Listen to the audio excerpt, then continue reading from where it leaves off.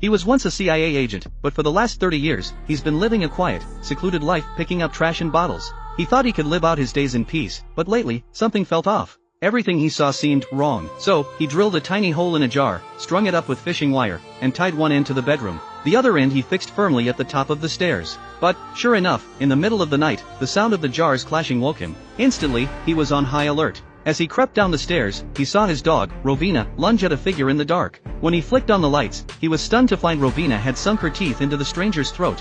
House. The man was still breathing, but when he tried to ask his name, he got no answer. At that moment, he realized his days of hiding were over. Without hesitation, he killed the intruder, and sure enough, he found a specialized spring knife on the body.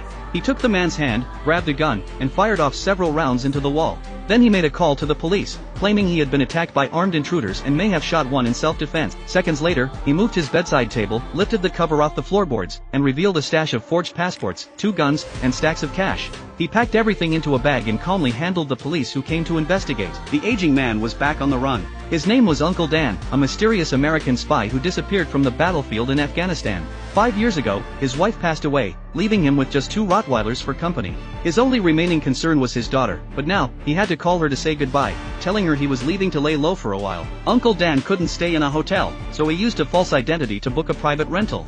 He thought he was safe, but a phone call pulled him back into danger. The voice on the other end was none other than Harold, the CIA's deputy director of counterintelligence. Harold didn't waste time. He told Dan that he wasn't in charge of this operation and that no one knew they were still in contact. But the next piece of news sent a chill down Dan's spine. There was already a tracking device installed on his car. Even worse, in 3 minutes, 2 agents would arrive at his location. In a panic, Dan knew he had no choice but to leave that dangerous place at once.